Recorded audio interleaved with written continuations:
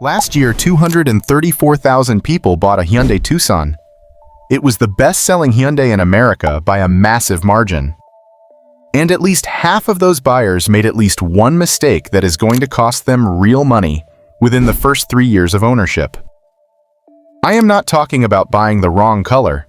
I am talking about choosing the wrong trim, skipping a feature that costs $200 on the lot, but $2,000 to add later, falling for dealer add-ons that are pure profit for them and zero value for you, and missing a negotiation window that could save you $3,000 to $5,000 right now. Today, I am walking you through everything you need to know before buying a 2026 Hyundai Tucson. The trims that are actually worth it, the ones that are a waste, the features you must have, the ones you can skip, and the current deals that most buyers have no idea exist. If you are even thinking about a Tucson, do not sign anything until you finish this video. Let's start with the lineup, because this is where most people get confused. The 2026 Tucson comes in 6 trims: SE, SEL, XRT, Limited, N-Line, and hybrid variants across most of those trims. Prices start around $30,000 for the base SE and go all the way up to $44,000 for a fully loaded limited hybrid with all-wheel drive. That is a $14,000 spread, and choosing wrong means you either overpay for features you will never use or you miss features you will desperately wish you had. Here is how to think about it. The base SE starts around $30,000, and honestly, it is more equipped than base models from Toyota or Honda at the same price. You get an 8-inch touchscreen, wireless Apple CarPlay and Android Auto, forward collision avoidance, lane keeping assist, and a 2.5-liter 4-cylinder engine making 187 horsepower. For a base model, that is genuinely solid. But here is the problem with the SE. It is missing 3 things that matter more than most buyers realize. First, no blind spot monitoring. On a vehicle this size, that is a safety feature you actually need, not a luxury add-on.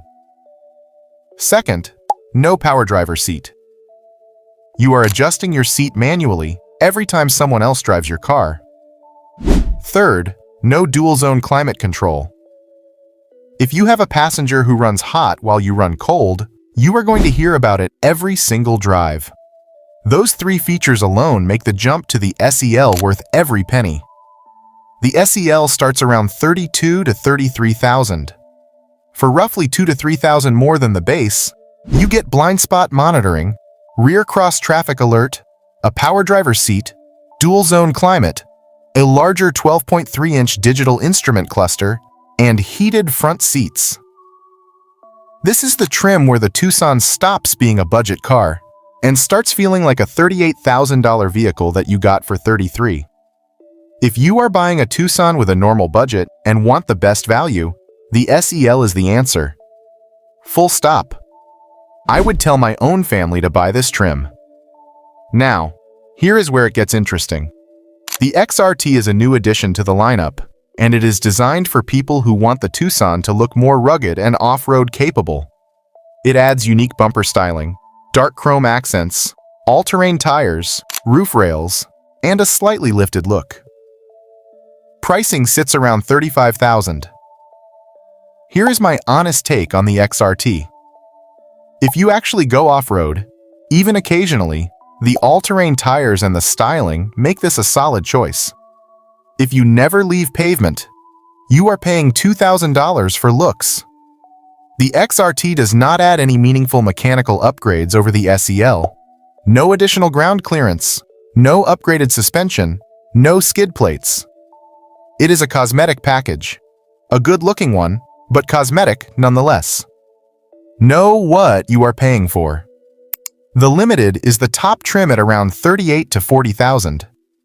Leather seats, ventilated front seats, a panoramic sunroof, Bose premium audio, a heads-up display, and a surround view monitor. If you want the full luxury experience in a compact SUV without stepping up to a Santa Fe or Palisade, the Limited delivers.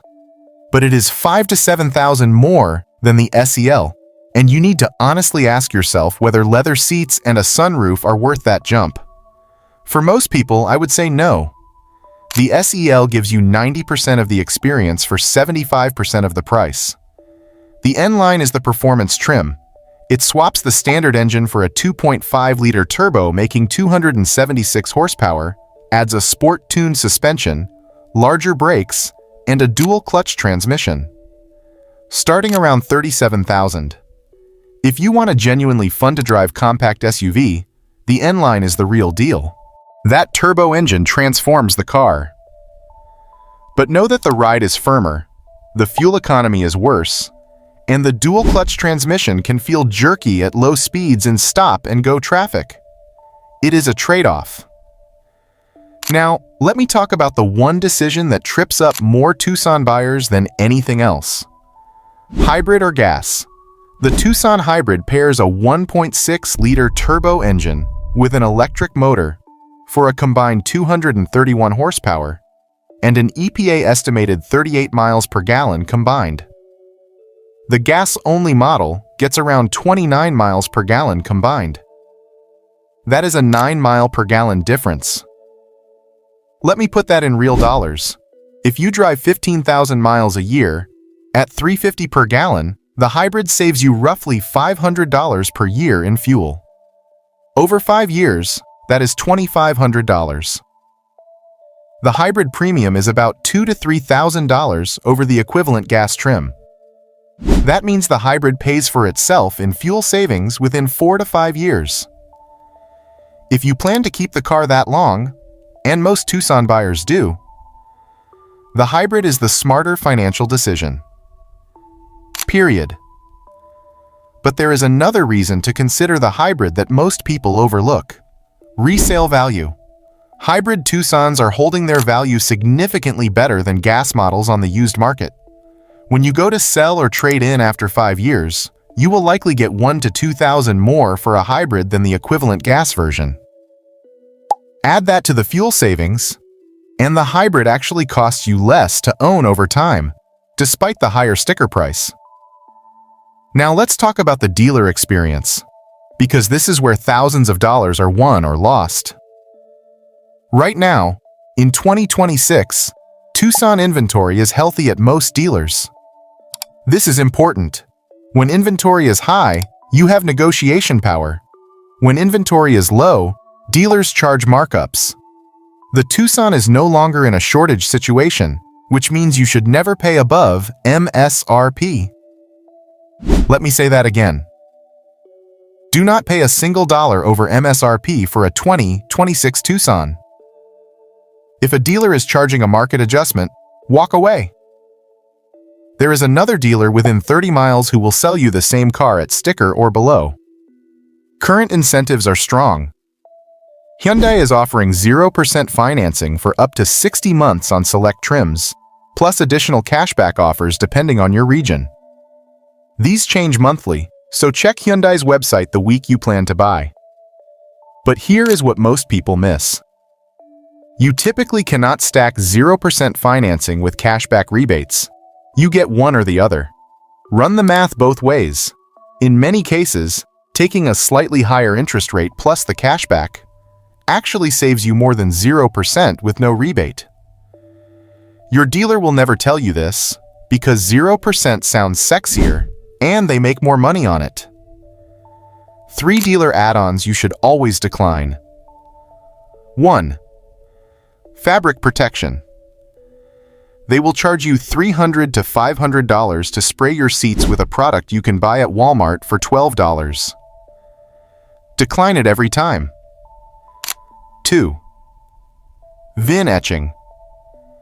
They charge $150 to $300 to etch your vehicle identification number onto the windows. This costs them about $5 in materials. Some states require dealers to offer it, but you are never required to buy it. Decline it. 3. Nitrogen-filled tires. They charge $50 to $100 per tire to fill them with nitrogen instead of regular air. The benefit is technically real, but practically meaningless for everyday driving. Regular air is 98% effective. Save your $200. One add-on that is actually worth considering: paint protection film on the front bumper and hood.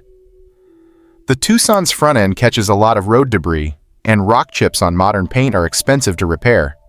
A good paint protection film costs $300 to $600 and genuinely protects your investment. This one is worth the money. Now, the 5 things you should do before walking into any Hyundai dealership. 1. Get pre-approved for a loan from your bank or credit union before you visit the dealer. This gives you a baseline rate to compare against the dealer's financing. If they cannot beat your rate, use your own loan. 2. Email 3 to 5 dealers within a 50-mile radius, requesting their best out-the-door price on the exact trim and color you want. Let them compete against each other. You will be shocked how much prices vary. 3. Check the Hyundai incentives page the same week you plan to buy. Offers change on the 1st of every month. 4. Never discuss your monthly payment budget with the salesperson. They will use it to stretch your loan term and hide profit. Negotiate on the total out-the-door price only. 5. Visit the dealer at the end of the month. Sales teams have monthly quotas, on the 28th, 29th, or 30th. They are more willing to cut deals to hit their numbers. So, my final verdict on the 2026 Tucson. The Tucson is genuinely one of the best compact SUVs you can buy right now. The ride quality is excellent. The interior is nicer than anything Toyota or Honda offers at this price. The warranty is the best in the business, 10 years or 100,000 miles on the powertrain. And the feature set, even on mid-level trims, rivals vehicles costing $10,000 more. The sweet spot is the SEL hybrid with all-wheel drive. You are looking at roughly $36,000 to $37,000 before incentives. You get the best fuel economy, the best feature set for the money, the best resale value, and a vehicle that will comfortably last 200,000 miles with basic maintenance. If you want luxury, the Limited is beautiful but overpriced for what you gain. If you want performance, the N-Line is genuinely fun but comes with trade-offs in comfort and fuel economy. And if you are on a strict budget, the base SE is more capable than you would expect. But the jump to the SEL is the best $2,000 you will ever spend on a car. That is your complete guide. If you are shopping for a Tucson right now, you just saved yourself hours of research and potentially thousands of dollars. Subscribe if you want more Hyundai ownership guides like this. I am covering every model in the lineup, plus maintenance secrets and money-saving tips every single week. And if you have not seen my video on 7 hidden features your Hyundai already has but nobody told you about, watch it right here. Number 5 in that video will change how you drive every day.